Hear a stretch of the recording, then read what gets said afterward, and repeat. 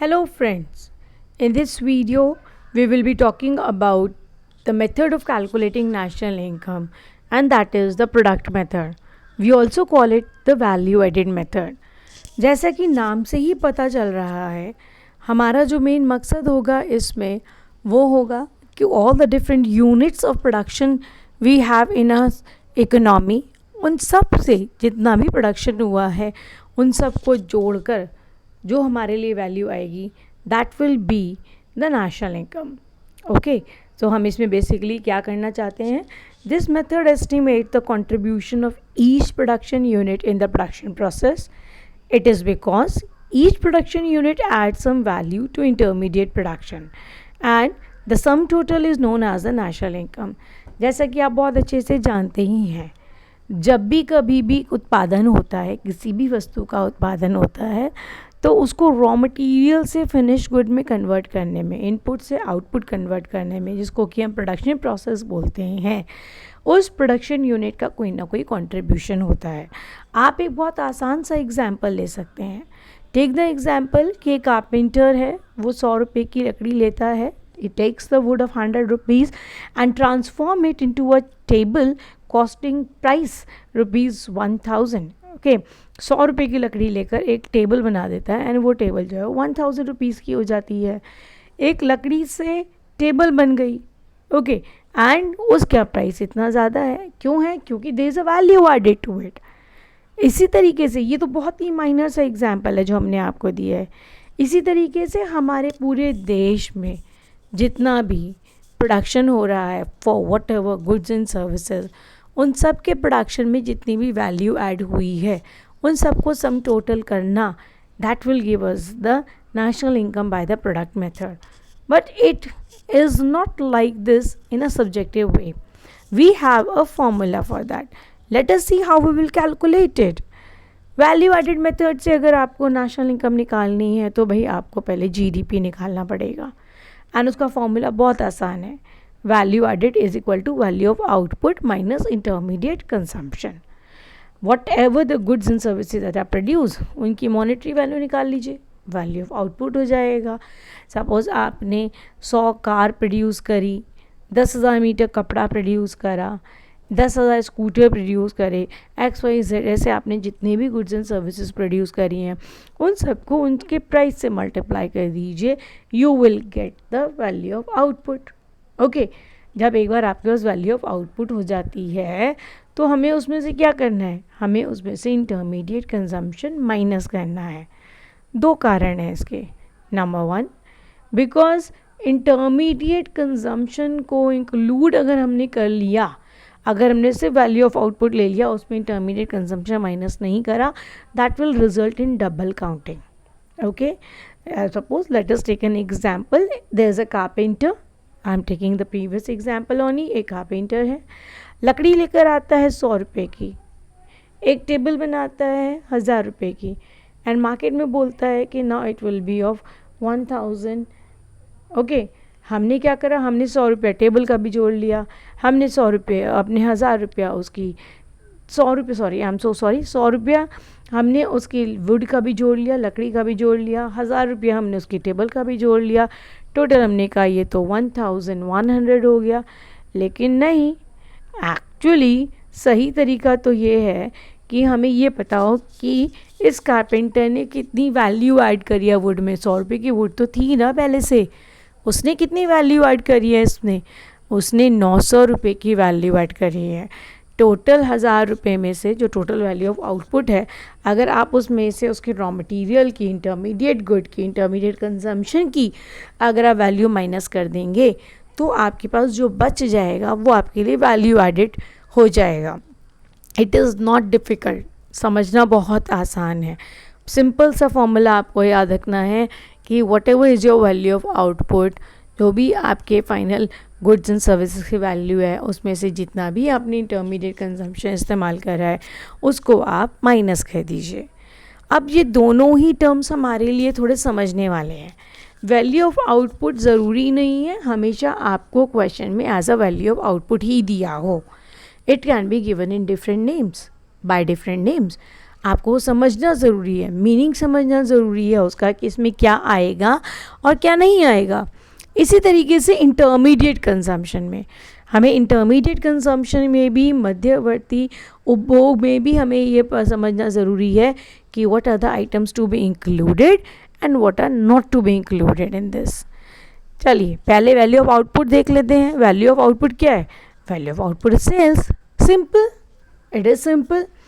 What ever the goods and services, अभी तो हमने क्या बोला, आउटपुट क्या है? Whatever the goods and services that are produce in a period of 1 year within a country is the value of goods and service. उन सब का मॉनेटरी वैल्यू निकाल लीजिए आप।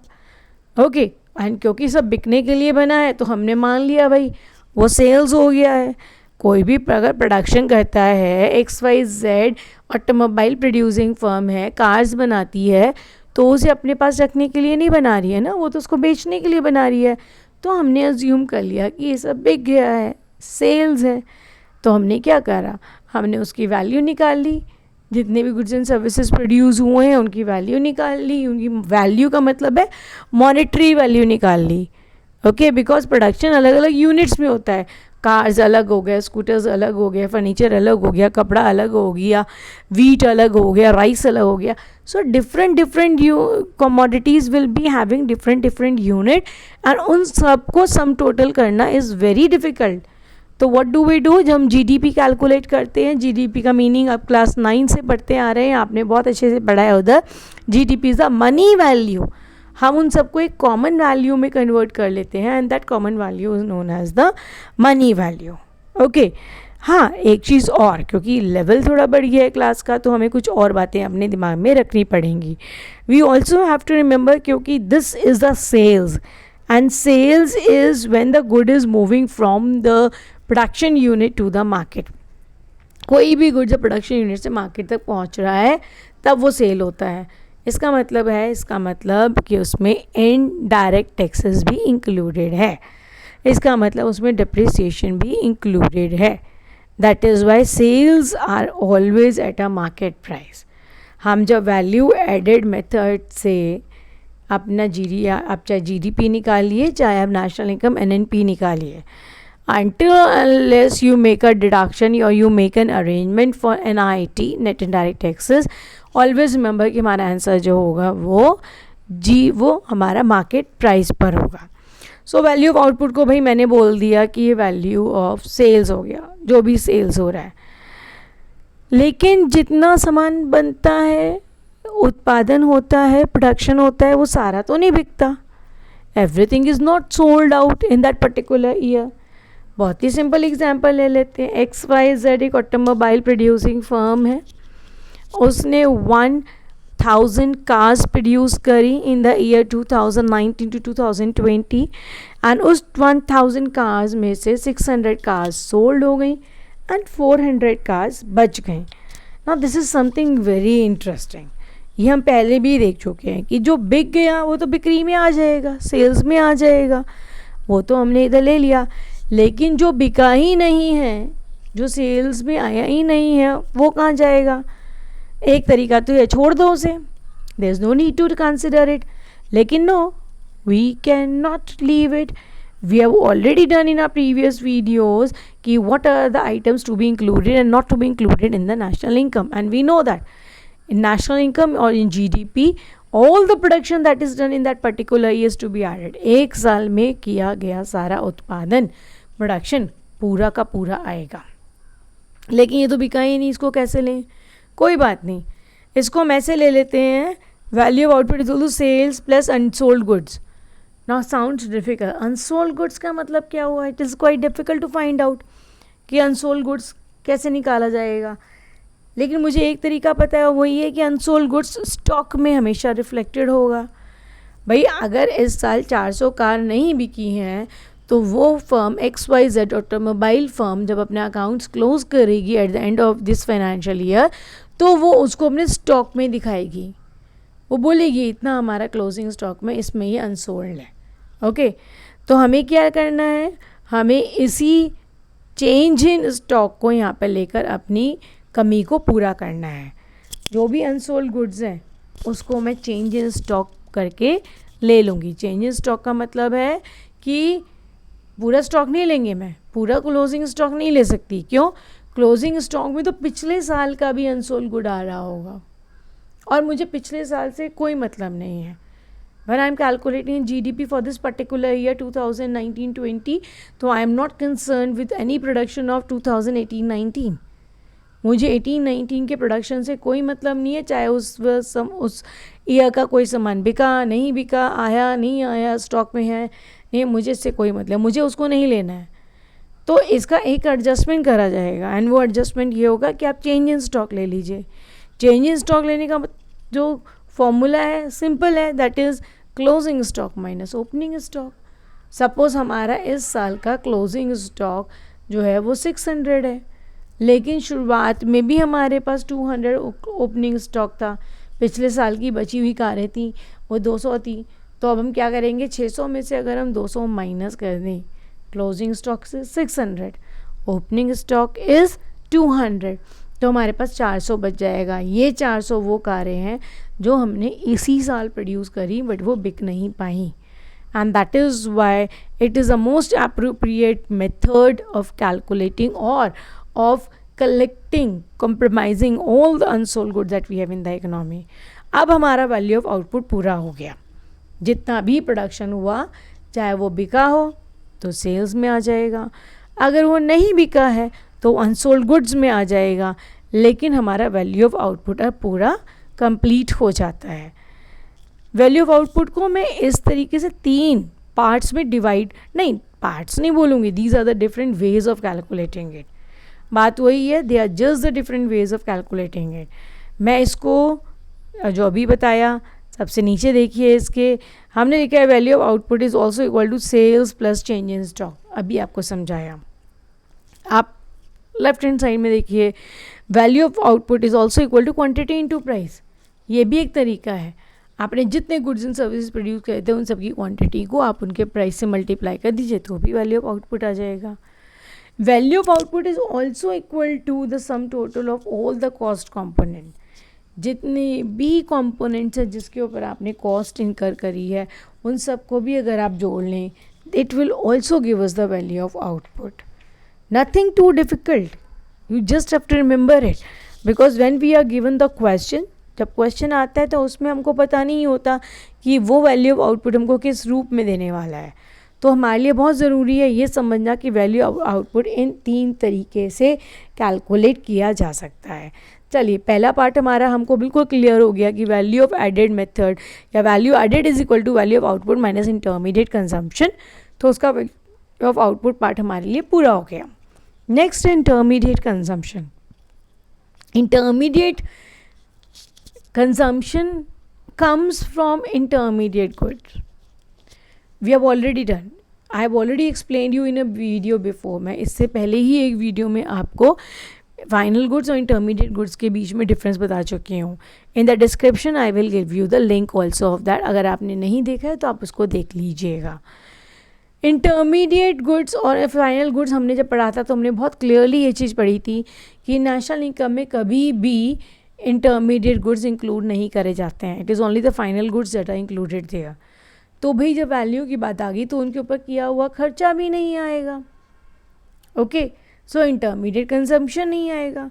बट ये इंटरमीडिएट कंजम्पशन है क्या? इंटरमीडिएट कंजम्पशन वो एक्सपेंडिचर है that we are making in the production process on all those goods that get merged with the production.